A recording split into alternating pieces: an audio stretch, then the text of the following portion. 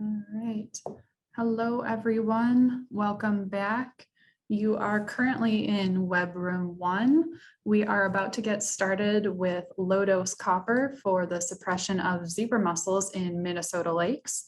Presenting with us today is going to be Angelique Dahlberg. She is a PhD candidate with MASERC, and Dr. Diane Waller. She is with USGS.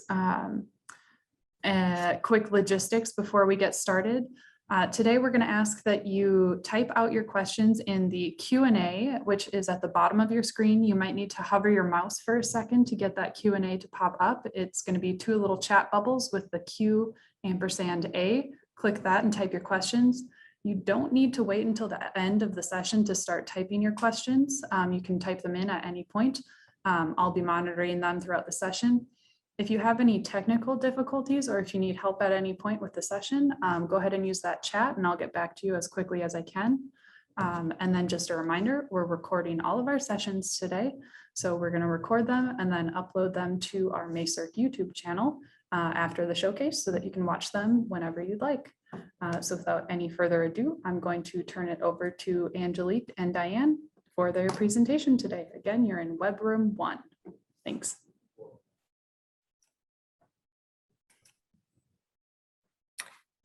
Thank you, Kristen. And I'm going to have Angelique go ahead and share her screen, and she'll be moving through the slides as I begin the presentation. So hello, and thanks for your attendance at our presentation today.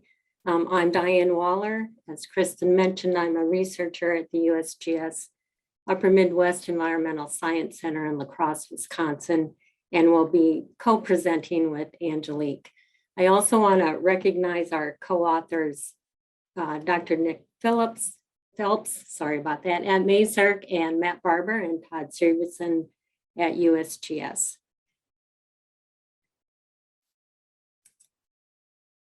Next slide. Funding for this project was provided by the group shown here, including the Minnesota Environment and Natural Resources Trust Fund, Legislative Citizen Commission on Minnesota Resources, the Minnesota Aquatic Invasive Species Research Center, Hennepin County, Pelican Lakes Association, the Fletcher Family Foundation, Bay Lake Improvement Foundation, EPA, and USGS. We'd also like to thank the organizations shown on the right for their support, and especially Susan Coring, who hosted our mobile laboratory site this past summer. Next slide. So I'm going to start with a brief overview on the use of copper in aquatic systems and then describe the research and findings from our Lake Minnetonka study. Then Angelique will present research from this past summer and our upcoming plans. Although we will be discussing the product EarthTech QZ, this is not an endorsement of it. Next. Copper has a long history of use in aquatic systems.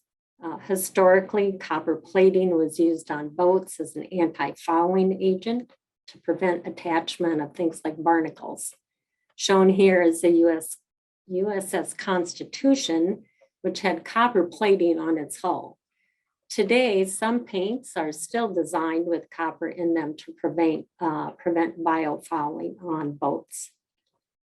Beginning in the 1920s, copper sulfate was used to control algae in lakes around Madison, Wisconsin, and also in the Fairmont, Minnesota area. And its use expanded during the 20th century as an herbicide and molluscicide. So today, copper is used to control a range of aquatic invasive species, including zebra and quagga mussels, faucet snails, and starry stonewort, to name a few. And because copper has been used for many years for various applications, there's a lot of information in the published and gray literature.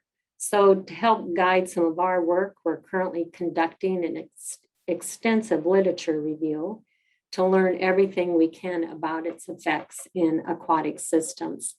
And to give you a sense of the breadth of that undertaking, The initial search pulled up more than 7,000 articles that we're working through. And by we, I mean primarily Angelique. In Minnesota, copper has been used in zebra mussel eradication efforts since 2011. Next. So while those eradication attempts have been implemented in the state, MACERC and USGS have been expanding the science behind copper as a molluscicide. In 2016, a USGS research team led by Jim Loma compared the effectiveness of copper as EarthTech QZ and 3 other products at different temperatures and exposure durations for zebra mussel eradication. Jim presented those results at a MACERC showcase, and the study was then published in 2018. At the same time, MACERC researcher Mike McCartney conducted trials with copper in enclosures in Lake Minnetonka to compare the sensitivity of the veliger and adult stages. And he found that the lethal concentration to kill 99% of veligers was 18 times lower than the concentration needed to kill 99% of adults. So in 2019, MACERC and USGS partnered to test the effectiveness of low dose copper applications in open water, and this was done in Lake Minnetonka. So now we're at the 2-year post-treatment monitoring of the Lake Minnetonka treatment, and that will wrap up this October. Some of those findings have suggested that we have more to learn about how to effectively use copper for zebra mussel control. So this past summer, we tested predictive modeling to improve our treatment dosing and expand non-target impact research. Before Angelique jumps into this summer's work, I'm going to give an update on our results from the Lake Minnetonka study. Next. So just as a background, our objectives for the Lake Minnetonka study were first to evaluate its effectiveness of a very low dose application of copper to suppress veligers. Secondly, it was to measure the response of non-target organisms to this low dose treatment. And thirdly, to determine whether the treatment would reduce zebra mussel density in follow-up years, and if that reduction would benefit native communities. So there were a couple of things about this treatment that made it unique. First, the copper was applied at a concentration 10 times lower than previous applications. And it was applied only to the epilimnium, which is that upper stratified, warmer layer of the lake. So this strategy significantly reduced the total amount of copper that we applied. Additionally, the treatment was designed to suppress veligers. So we targeted this life stage because it is more sensitive. And our goal here is to look at management of the population, not necessarily eradication. So it's not a strategy that we would employ if it was an early detection rapid response scenario. But it is a technique that could be adapted to manage well-established populations.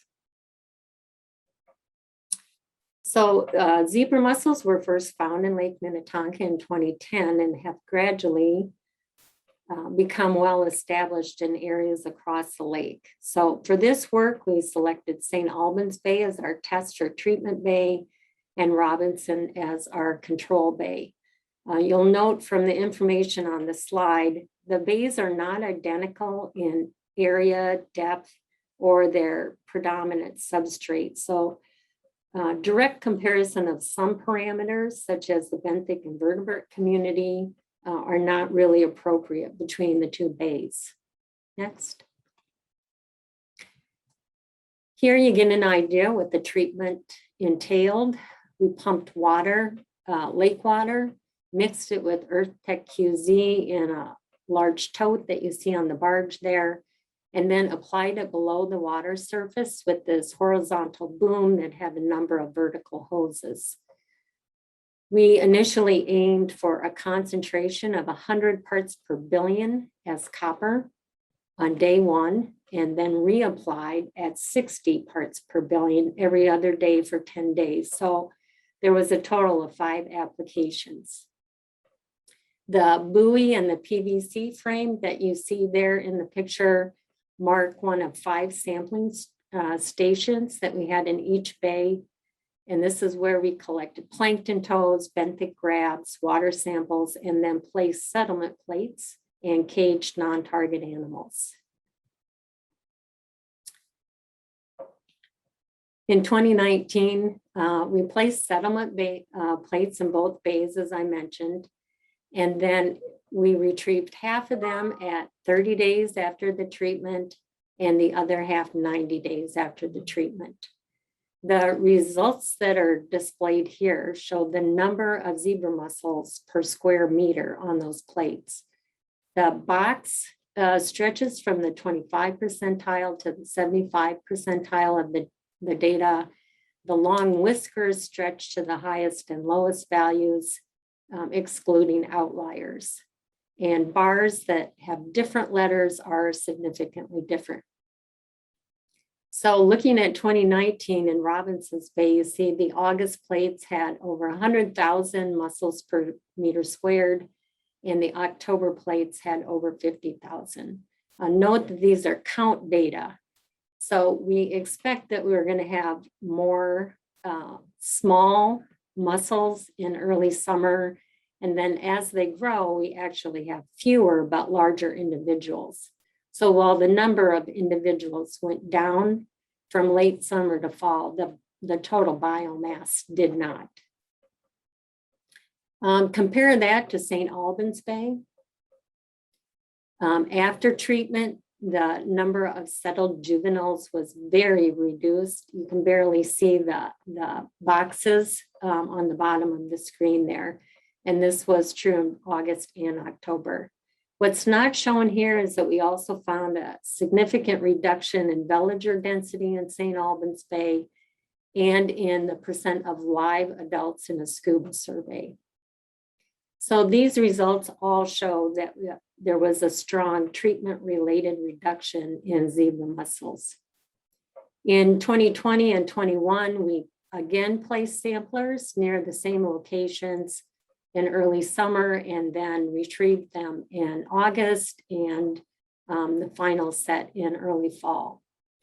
So on the right-hand side of the graph here, you can see results from 2020. Again, in Robinson's Bay, we had high densities of mussels settling on the plates. In St. Albans, although the numbers were again quite low, we did see some signs of recovery as the numbers began to creep higher, especially by fall. Again, we didn't find live adult mussels in St. Albans or the treated bay in our scuba survey in 2020. We are still processing the August 2021 samples just collected a few weeks ago, but have noted an increase in settled mussels on those plates in the treated bay. So it is beginning to show some recovery from the treatment. And our last samplers for this post-monitoring component will be retrieved in about 2 weeks. Next. The non-target impacts of the copper treatment varied. I'm going to skip the first bullet there. I'll present the details of the zooplankton results in just a moment. As far as chlorophyll A, the concentration increased immediately after the treatment, but it returned to post or pre-treatment levels about 14 days post-treatment. The data for fish survival were somewhat inconclusive as we saw some control mortality, likely due to handling stress. So we tested 4 fish species: bluegill, largemouth bass, yellow perch, and fathead minnow. And of those, fathead showed the greatest sensitivity to copper. They also had the highest tissue copper concentration. And these results really indicate that we needed to look further at non-target responses. Next. On this box and whisker plot, you can see benthic invertebrate abundance and the control on top and treated bay on the bottom. In 2019, we sampled imponer grabs before the treatment, immediately after, and then 2 weeks after. And in 2020, we sampled in mid-July and August. And just note that the benthic invert community in the treated bay was even pre-treatment naturally lower than that in the control bay. Again, probably because of differences in substrate. So do note that there's a difference in the y-axis scale there. So the abundance in Robinson's, the control bay, was relatively steady in 2019 and in 2020. In the treated bay, we did see a decrease in total abundance immediately after treatment, and it stayed low 14 days later. In 2020, though, the abundance in the treated bay was back to pre-treatment levels. Next. We saw a similar trend with zooplankton. There was an immediate decrease in the treated bay after treatment, although we did begin to see some indication of a recovery at 14 days. You can see around August 12th, the mean abundance was beginning to increase again. But in 2020, abundance was even greater in the treated bay than it was in the control bay and pre-treatment. Again, notice the difference in the scale on the y-axis there. We continued to monitor benthic invert communities and zooplankton in 2021, and these samples are still being processed. And now I will turn it over to Angelique to present our additional research questions.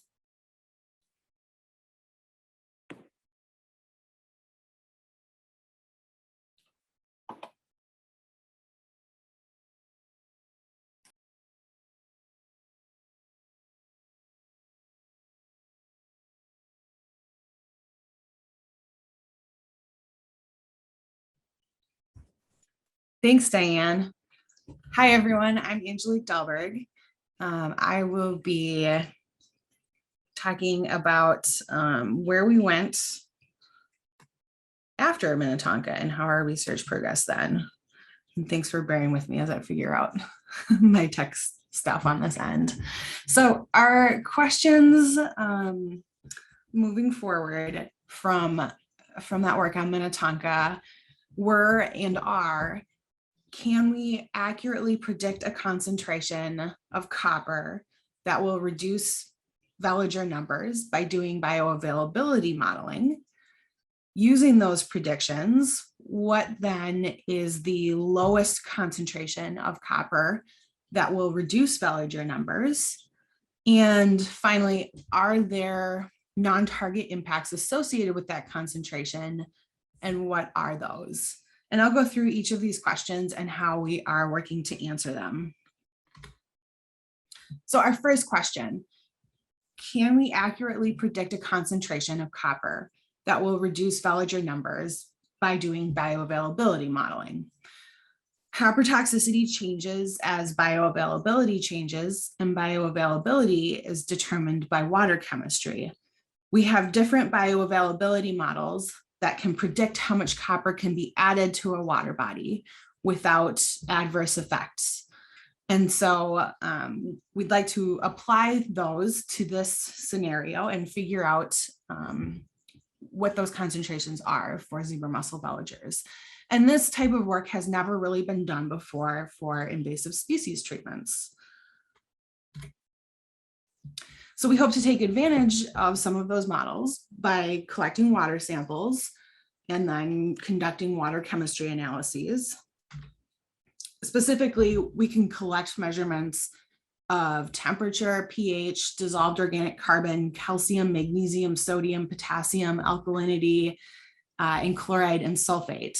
And we can use those measurements in these existing bioavailability models to predict the lowest effective concentration of copper for targeting veligers. We can also use that concentration that we figure out, and put that back into the models to extrapolate any predicted non-target impacts. And we want to know if this works. So this past summer, we collected water chemistry readings from water on Pelican Lake up in Crow Wing County to predict the lowest effective dose for targeting Pelican Lake veligers. And I'll get back to sort of what we found later, but I'll work through my 3 questions first. So our second question is then, using these predictions, what is the lowest concentration of copper that will reduce veliger numbers? So we made our predictions with those water chemistry metrics that we took, and we tested them in a controlled setting. And so that's what we did this past summer. Specifically, we did this in a mobile laboratory. The lab, which you can see pictured on this slide, looks like a trailer, uses natural lake water, and we could run the tests on water and veligers directly from Pelican Lake. So we tested our estimated minimum dose and a concentration slightly lower and slightly higher than that prediction. And those predictions are those levels that we used were 10 parts per billion of copper, 25 parts per billion, and 40 parts per billion. And we also had a control concentration in some of our tanks where we added no copper.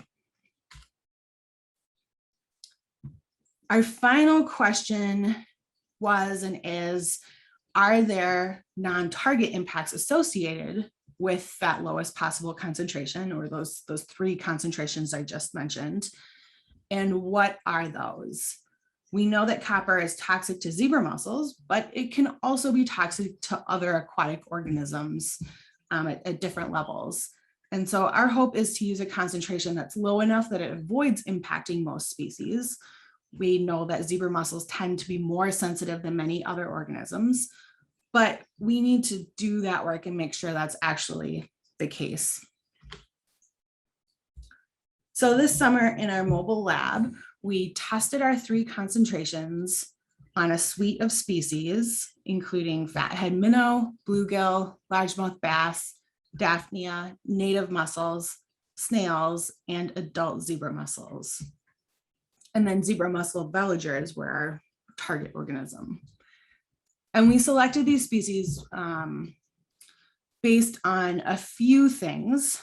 We needed them to be species that we could get a hold of, so accessibility. We wanted to explore impacts to different types of fish and organisms in different places in the food web, so kind of variety. And then we tried to listen to input from managers and community members who had specific interests and concerns about different species. So that's sort of how we got to this list. And what that ended up looking like was this. So you can imagine, here's the mobile lab. You walk through the door, and some of our visitors who were able to peek in this summer said they thought it looked like a mobile bait store. Inside of this trailer, we had all of these aquaria that were filled with these different animals, and then we were able to maintain the concentrations within each different tank. We haven't done any official analysis yet, but we did want to share some of our early results here. One of the things that we're able to share right now are the percent survival rates of our different non-target organisms. So here I've presented a figure, and it's a little crowded, so I'll break this down for you. For our fish species, we saw no apparent treatment-related mortality. You might notice that largemouth bass have slightly lower survival than the other 2 species. We saw that lower survival in all tanks. Many of them were pretty stressed from transport, and a lot of them were emaciated, and they just kind of struggled regardless of treatment or tank. Whereas the bluegills and the fathead minnows were pretty robust and good eaters the whole time. For our invertebrates, we saw 100% survival of all of our native fat bucket mussels in every tank at every concentration. So this was really great to see. We left the mussels and snails in for an extra 4 days post-exposure to see if there might be any delayed effects. And the mussels all made it and did great. The snails may have had a response to treatment. Like I said, we still need to do the official analysis. Just looking at this figure, you can kind of see that it appears that more snails died in the high concentration tanks. I will mention, this is just, we use one species of snail, so different species would probably respond a little bit differently. Originally, we were hoping to use a native snail. We went around to different locations at Pelican Lake and actually collected individuals from Pelican Lake that we knew would do well in those conditions, since we're using water from the lake. Unfortunately, while we found a lot of native mussels or native snail shells, we had poor luck finding live native snails. So instead, we found abundant mystery snails, and we ended up using those in our trial. So this is banded mystery snail results. And finally, adult zebra mussels. So we saw that adult zebra mussels may have had a slight response to treatment. Again, we need to do our analysis on this. Sample sizes were low. We're not sure yet how significant this is, but it is, if you think about it biologically, I mean, it is like a trend that could make sense. We selected this product knowing that it has an impact on zebra mussels. So you would expect to see some sort of effect. But we are, again, using it very low concentrations, so we're not sure quite what that is or the extent to which we see that. In addition to those species, I've pulled out, you'll notice I didn't include the Daphnia with the other species. We did monitor Daphnia, which are also known as water flea. They're large zooplankton, they filter feed and can be a fish food source. In our tanks, we saw that Daphnia survival probably does appear to vary with concentration and exposure duration. We still need to do our formal analysis, but you can see on this figure, there's a trend over time. So we looked at survival 4 days into the treatment, 7 days in, 10 days in, and then 4 days post-treatment conclusion. And you'll notice the high concentrations did not have any survival. The medium concentration sort of has this trend of decreasing survival. And then there's somewhat similar survival between the control and the low concentrations. So stay tuned for official analysis on that, but this is our preliminary work. So I've talked about all of the non-target organisms. What about our target? What about the veligers? Unfortunately, we didn't get great data on the veliger response. We have some information that we're working through, but we discovered partway through our trial that a lot of the veligers that we were using were actually dead before they reached our tanks. And by the end of our trial, we figured out what the problem was. This is kind of how fieldwork goes. You have unforeseen challenges.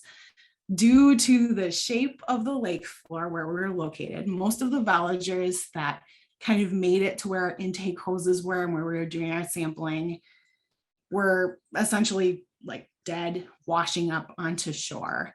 And the live veligers, the ones that we really wanted for this work, were out past this drop off that we didn't have good access to with our intake pipes or hoses. So we tried a couple of short-term exposures with veligers following this, but we don't have the results yet to share. So what next? Well, a few possible directions. We do want to learn more about veligers. That was a challenge. We'd like to know more about the specific veliger response. We'd like to apply what we learned about predicting concentrations to a larger in-lake situation. We tested this in a very controlled setting. Open water conditions can be more complex, and anything that would ultimately be used to like suppress zebra mussel concentrations, wouldn't happen in this mobile lab environment. It would happen out in the lake. We're interested in testing veligers in different water chemistries. So how does our ability to predict appropriate dosing change across water chemistry? Is there any difference? We're interested in comparing veliger sensitivity to zooplankton sensitivity. We got really great results with our Daphnia. And we want to learn more about some of those non-target impacts. We're also interested in determining how long veligers have to be exposed to a minimum dose. Exposure duration affects dose-associated mortality. So like, is there an optimal window of time to maintain concentration? We did a 10-day exposure in the lab, and we did a 10-day exposure in Lake Minnetonka. Would a shorter exposure also work? And then how would that impact or assist some of our non-target organisms? So in summary, just so we can move on to some questions, copper has been used in aquatic management for decades, recently for aquatic invasive species control. Results from Lake Minnetonka indicate that copper does reduce zebra mussel veliger density and settlement, and it may be possible to further reduce our suppression concentration and lower that dose. Copper toxicity changes with bioavailability, which changes with water chemistry. And so we can take water chemistry measurements and predict the lowest possible dose for veliger control. And we tested this predicted concentration in a controlled setting on veligers and non-target organisms. And like I said, we're still working through some of that, but ideally the findings from this can guide future management decisions. So with that, I'd just like to say thank you all for your time this morning. We'll wrap up so we can answer some questions. Our contact information is on this slide. So if we don't get a chance to answer all questions, feel free to reach out to one or both of us. Thank you.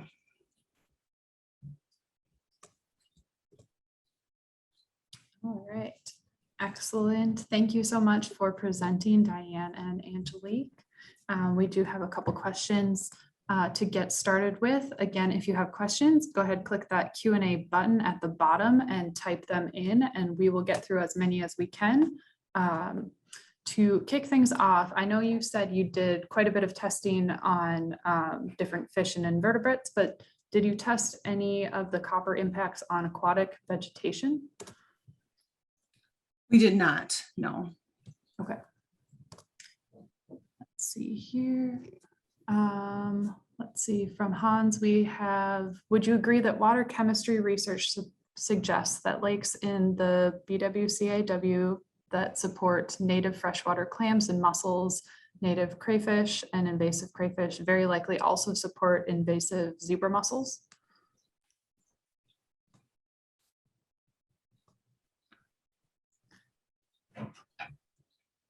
I don't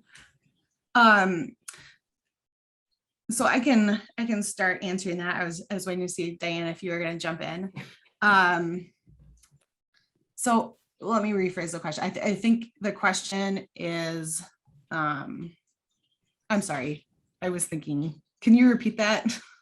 Yeah, so it says, I mean, essentially the waters that are supporting our native fish, invertebrates, does it also support invasive zebra mussels? Yeah, so one of the things that there's a bit of research on is there are, I guess with zebra mussels, they have different water chemistry different like ion requirements. Like there has to be enough calcium in a water body to support shell development. I know other things like dissolved oxygen can limit their, I guess every lake has a slightly different suitability for some of these species. So I know, I guess this is a little outside my realm. Diane, maybe you know more about it, but I know not every lake can support a robust population. Yeah, I think in general, if it will support native mussel populations, there's a good chance the chemistry is able to support zebra mussels. Zebra mussels do have a more narrow range requirement for calcium, and also they're more pH sensitive than native mussels are, but I think that's a fair statement that those lakes that support native mussels and snails likely will also support a zebra mussel population. Excellent. All right, got another question for you. Can you talk about the species of Daphnia that you used in the study? And then maybe talk a little bit more about the mortality and if that was due to artificial toxicity or maybe the handling of them?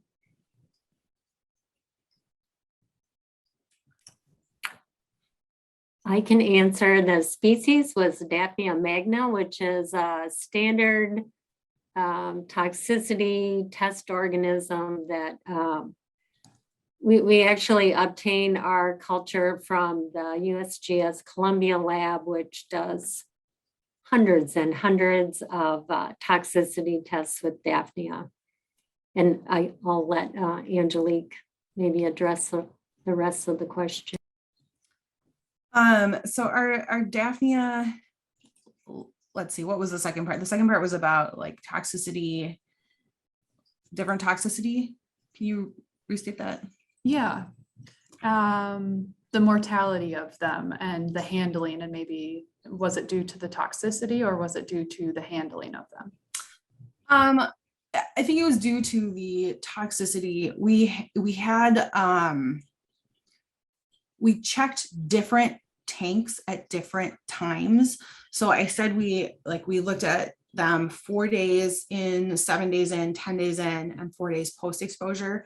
We actually we kept them all in the entire time, but the ones that we looked at during 4 days were different than the ones that we looked at during seven days in. So they really didn't experience a whole lot of handling other than like initially being put in and then being checked like the one time. So we tried to minimize that. I just want to add that we also had other endpoints with the Daphnia that also suggest there was a treatment effect. So we're looking at growth of them over that 10-day period, and we also counted neonates, and all of the endpoints so far indicate there probably was a treatment effect. Perfect. So I'm going to kind of make a statement and then you tell me if this is accurate or not. So for this to be viable, your treatment plan to be viable in reducing zebra mussels in a practical sense, you would need to treat with low dose copper every year for multiple years. Is that an accurate conclusion from the field work that you completed in Lake Minnetonka? Yeah, that is something, right? That's a question that we definitely have talked a lot about. So the first year we saw almost no survival of zebra mussels at any ages. The second year we began to see villagers again, but we still didn't see live adults on the bottom. Now this year, we don't have all of that information in, but it looks like the populations are coming back further. St. Albans Bay, where we treated, it has limited connectivity to the rest of the lake, but it is still connected. There is still movement between that bay and the rest of the lake, and there's a lot of boat traffic in it. And it'd be relatively easy for recolonization to begin to occur. So I'm not sure how this would compare to like a larger than just a bay treatment. I guess we don't have like a specific recommendation yet for how often you would treat. It probably would depend on how fast that population rebounded. I don't know. I mean, in Minnetonka that second year, the population was still back in, I guess in 2020, it was still very low. And like we said, the goal of this type of treatment isn't to eradicate necessarily, it's to reduce the population to like below some threshold such that it really reduces some of those negative impacts to native species. So I don't know, I hesitate to like give a year recommendation, but you know, we definitely see suppression that lasts more than 1 year. Absolutely. Is there a difference between using copper sulfate and ionic copper? Oh, that's a good question. So in this, so we used copper sulfate in an EarthTech QZ formulation, and the active ingredient is copper. So like, as we've been looking at this, we've been thinking of it in terms of just copper toxicity. There are different formulations of copper that are out there. I mean, as you put this copper, it's copper sulfate pentahydrate. It is the copper that goes on to impact like the different receptors on the gill. And that is, I guess, the ionic copper at that point. So I guess it would depend slightly on like the formulation that you're using, but ultimately, I mean, it gets down to the Cu2 plus, it is the copper ion. Okay. Let's see here. Were there any concerns regarding the phytoplankton community with the low dose treatments? We did measure chlorophyll A to sort of monitor what was happening. And I think Diane said this in the first part of the presentation. Initially, we saw like a rise in chlorophyll A, and then it dropped off. And by 2 weeks after treatment, it was very similar to pre-treatment. There definitely is interest in this because copper can be used to control algae, but we didn't really see a huge change or difference at this concentration. Okay. Yeah, in fact, I think the increase that was seen immediately after the treatment was more a function of a bloom that just happened to be, you know, conditions in the bay at that time. But we are intending to look in more depth in the coming year at some of the effects on phytoplankton. So when adult zebra mussels come in contact with the copper, are they able to close and stay closed long enough to evade the treatment of the copper? Can they survive staying closed long enough?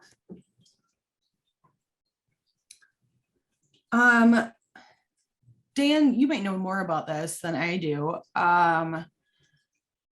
So I think they can, but what we saw in Minnetonka was there's still like we had pretty good survival of the caged adult zebra mussels over the 10-day treatment period. We did take those organisms and then look at the copper in their tissues, and they did have elevated copper levels in their tissues. So, I mean, they still were exposed to the copper and taking that in I guess, regardless of how much they would have been closed or open. And it still, like, you can, in our tissue figure, you can see that they have elevated levels compared to all of the fish, certainly. Dan, do you know more about like how long they would be closed if they were trying to avoid it? Yeah, so two things I would mention is that we didn't look at valve response, but it would be potentially an advantage of the lower doses. They may not detect it and it may not cause them to close up like a higher dose would. Like the label allows for 1 part per million, and we're treating at 100 parts per billion. So it's much, much lower than the label allows. And the other thing about it is with the 10-day treatment, eventually they are likely going to be, well, they will open up and begin filtering. So I can't really answer exactly, how long they might stay closed in that low of a copper concentration. And I know we are at time. We're going to go through a couple more of these really quick, and then we will get you off to lunch break. Quick question. So how expensive is it to treat? I know you have some kind of factor figure that you've come up with. Yeah, that's really great. I have a whiteboard over here and I actually have it on there. I used to like just be able to pull that out, but so when we treated in 2019, we treated with 1,650 gallons and it was $22,000. I forget what that works out to like per acre or anything like that, but that was again 1,650 gallons for about $22,000. And I guess that's just the product. That doesn't include like application or time, equipment, anything like that. That's just the product. We do have a number per acre somewhere too, but sorry, I don't have that readily accessible. And then do you have any data on consuming the fish that were in the bay during the copper treatment? We don't have any information on consuming the fish. The copper concentrations in their tissues were quite low. There wasn't, I guess we don't have a comparison between like before and after or against a control or anything like that. I'm sure that's in the literature. Copper is like approved in drinking water for up to, I think it's 1.3 parts per million. And again, we're treating at 60 to 100 parts per billion. So I don't know a whole lot about like food safety, but my gut reaction is sort of that with these levels over such a short period of time, you're not going to see something that becomes toxic to humans anytime soon. We did see higher concentrations in the native fat bucket mussels and in the zebra mussels. So we know that they're accumulating it a little bit more in their tissues. And that's one of the things that led us to hold on to the fat bucket mussels this past summer, 4 days post-exposure, to see if there was any like delayed mortality. And Earth I guess is broadly approved by, who is it, the FAA, the regulating authority, right? Yeah, who is the I don't remember. EPA. Okay, yeah. So this isn't a new chemical. It's, No. and then one last question, you might know this, you might not. This was mentioned in actually Val Brady's session. She mentioned that there's a virus now that's being used to target the control of zebra mussels. I hadn't actually heard of it. Have either of you heard about it? A virus for targeting zebra mussel control? I had not heard that. I was actually going to ask her to explain that further. I know that Bureau of Reclamation had a contest, and the winner of it is looking at and actually I guess it is a neoplastic. It's a cancer causing virus, I guess. So maybe that's what she was referring to. I wasn't really sure. That is more specific for dry-scented mussels, but it's a long ways from having any kind of application. Okay. Gotcha. Shoot, I was hoping she was going to be an attendee. I was going to Yeah. I don't know anything about it either. Well, maybe we'll have to do a project on it. But I'm going to cut us off there. I know we're a little bit over time. So thank you so much. Before we end things, Angelique or Diane, did you want to end with anything before we head off to lunch break? No, I guess if there are any other questions, like I said, feel free to reach out. We do have a second presentation this afternoon, so you can always come back for the end portion of it and ask questions then. Yeah, reach out with questions, and thank you. Yeah, thank you. All right. Any attendees left on the call? So we are going to a lunch break now, which will be from now until 1:15. The next talk that will be in this room, Web Room 1, will be motivations for illegal baitfish release with Nick Phelps and Meg McAkron. Also, check your email. You should have gotten an email with new MACERC video premieres. So we're going to have some new project highlight videos that are being premiered today. A virtual lab tour with Dr. Mike Smansky and his team. They're going to walk through the MACERC lab and talk about transgenic carp. And then also a pre-recorded talk with Dr. Alan Mensinger, who was also going to be on our lab tour until we had to move to an online format. So we have a bunch of recorded videos for you available if you'd like to watch them. If you don't want to watch them right now, I know we just did 4 hours of online sessions. Totally fine. Save that email, watch them whenever you would like. They'll be on YouTube for you. But again, you can close out of this window if you want to. We'll be here waiting for you. Sessions start up again at 1:15. Thanks so much for joining us. Have a great lunch break and enjoy those project videos and lab tour if you choose to watch them. Thanks, everybody.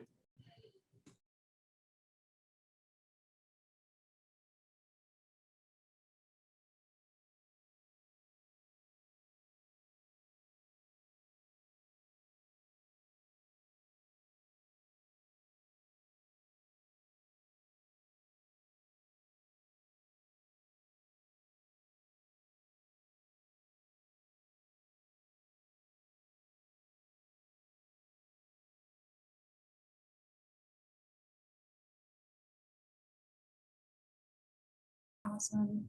Great job, Angelique and Diane. Thank you for sharing your research with us. Again, folks, if you have questions, go ahead, tap that Q&A button and type them in. We're going to kick things off right away with a question for you specifically, Angelique. It's what has been the biggest challenge during your field work?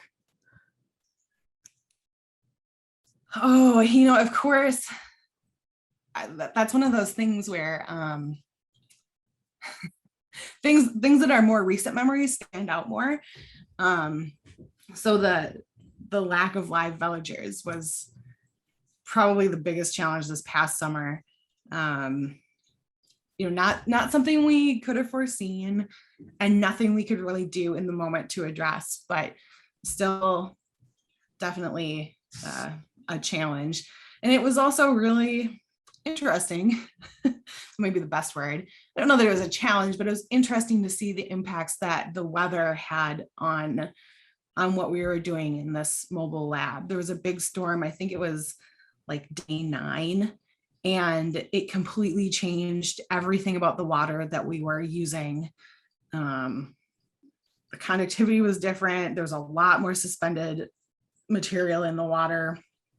It made taking all of our readings a lot more difficult, finding the fish a lot more difficult. So I don't know that that was necessarily a challenge so much as interesting. Probably the Voyager part was the most frustrating, but that's field work. So can you tell me the next the next 6 months, what is going to happen with this project? I know it'll be winter, but what will you be working on? Yeah, so I think our next steps are to go through all of this information that we got over the summer. You know, we still have samples to process. We still have analysis to do. I showed some trends, but we really need to like actually dive into that. We'll start to explore some of our future directions a little bit more, like in like what we've been finding can help move us forward, where that should lead, what questions there are, how those questions are important to different stakeholders and partners, and what that means for us. I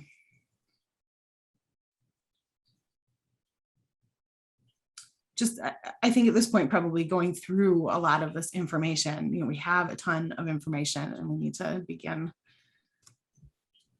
looking at it in a more meaningful way. Absolutely. Yeah. And I know you talked a lot about it in kind of numerical terms of looking at the impacts to native species, but I hate to put you on the spot, could you touch a little bit on your background and interest in studying native species and how that kind of played into your interest in studying zebra mussels and just being involved in this project in general? I think it's very interesting and it helps folks understand your passion and your interest in this project. So me specifically? Yeah. Or both of us? Or both, yeah. We both have different answers. So I actually, it's funny, I started off, I did my undergrad in conservation biology, and then I did a master's pretty shortly after that in like terrestrial plant ecology and looked at native rare plants in northern Minnesota. So I started with, it was terrestrial, but I started with rare native species. And from there, I did an interesting turn. And after I got my master's, went and worked in the invasive species world, first for a cooperative weed management area. So I went from like rare native plants to invasive native plants, which is really interesting, right? Because they're like two sides of the same coin. I don't know, in invasive species, it's important to protect the rare species, sometimes through management of the invasive species, because there's that relationship there. And after terrestrial invasive species, I went to work with all invasive species, but with a large emphasis on aquatic invasive species. And I worked along the St. Croix River for about 4 years. And so zebra mussels were one of our big invasive species that we dealt with. And the St. Croix, of course, has incredible native mussel diversity. So this whole time I've been interested in rare and native species and the interplay and relationship with invasive species.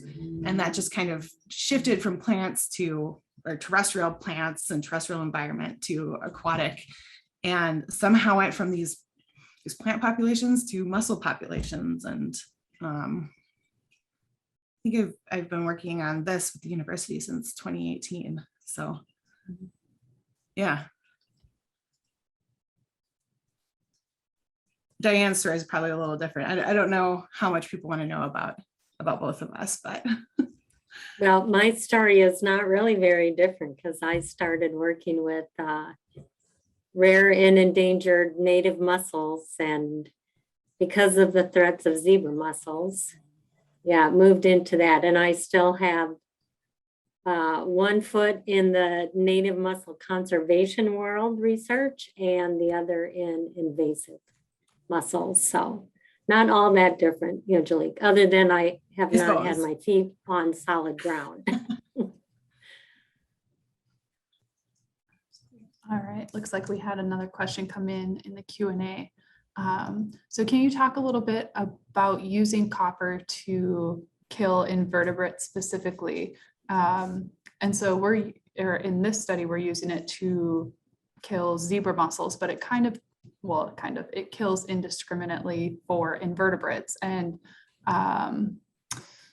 you tested many organisms, but it's very difficult to test them all. Things such as insects and their larvae, microbes will be impacted, and the future implications can be impossible to predict.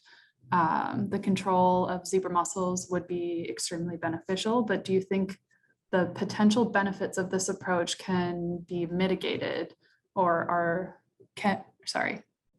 want to make sure I say this correctly. The control of zebra mussels would be extremely beneficial, but do you think the potential benefits of this approach can mitigate all of the potential downfalls? It's a big question, I know. So maybe I'll start. I think this in part, no, we can never study everything. We don't have the resources, right? But this in part is why we also are working on this literature review in the background.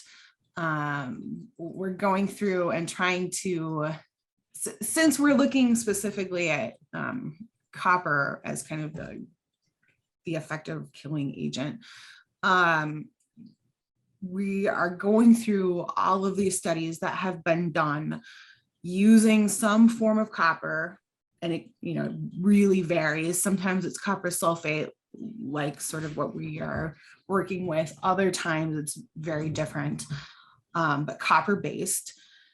And we are trying to extract that information to figure out, like Diane said at the beginning, I mean, it was over 7,000 articles that we've been going through. So there's a ton of information out there on a lot of organisms. So we can't, we probably can't include them in our study, but we're hoping to find what information is out there and put it into a form that will be accessible and usable for helping guide some of these decisions. And the information really, really ranges from things like microbes to, oh gosh, some of the organisms, are more cusp organisms. Like there are a number of swimming birds that people look at, but we're trying to just primarily look at entirely aquatic organisms. And the responses include things like swimming behavior to genetic changes in like just a single organ. So there's a ton of information out there, and hopefully we'll get that into a usable format soon. So I guess that's my initial contribution to that answer. And that, yeah, I don't know. It's a big question, so have a couple more that came in. Do you have concerns about the bioaccumulation of copper in the sediment and the subsequent long-term effects of that bioaccumulation? Or would the low dose have a different fate when you're using this method in the field? No, I think it does end up in the sediment. We've talked about that. We think about that. It binds to different materials or matter pretty quickly and does eventually make it down to the sediment. Everything I've read suggests that once it's there, it's pretty stable. If it's like in the top aerobic layers of the sediment, occasionally it can make it back into the water column, but most of it doesn't. Most of it stays locked in the sediment, and the further down it gets, the more stable it is. And I don't think, from what I've seen, like benthic organisms aren't really impacted by living in a more copper rich sediment. I think it's tightly bound enough that there aren't, there's not like free copper, but that certainly is something we've talked about and are curious about. And it does mean that we are adding copper and then it'll just be there indefinitely. So, and that's another reason to use very low doses. I know we're at time. We're going to try to squeeze in one last question before we call it a day here. It is curious what your thoughts are on the natural boom and bust cycle with zebra mussels. It seems like they will naturally reach a point where the population will decline / die off in lakes. Curious what your thoughts are on that. Yeah, Diane might have better perspective just because you've been watching zebra mussels more years than I have. I mean, it does seem that there are boom and bust cycles. It probably depends on the water body. It also depends on, what your hope is for the other organisms in the water body. I know oftentimes you do lose a lot of the native mussels, and once some organisms are gone, they're gone. So that gets a little bit more into like management priorities and what you're willing to lose and not recover or not. But I guess in my experience, they do go through boom and bust, but I think the impacts vary, and it really gets down to what your concerns are, how much you're willing to lose or not. So I see we're a couple minutes over. Diane, did you want to add something else there? Well, I just wanted to add that, yeah, it is very common for the boom and bust, but depending on the water body, they can, that bust population level can still be far above what really the ecosystem can handle without having impact. And I think Angelique is right. It depends on what you're willing to give up. And, I'm just going to be the advocate for native mussels here, because there are many, many lakes that have lost their native mussels. And I guess in some cases we're willing to give that up, but it's been sad to see. Absolutely. Did you want to add anything else, Angelique or Diane, before we close out this session? Just a thank you to everyone for attending and for your interest in the work. Yeah, thank you.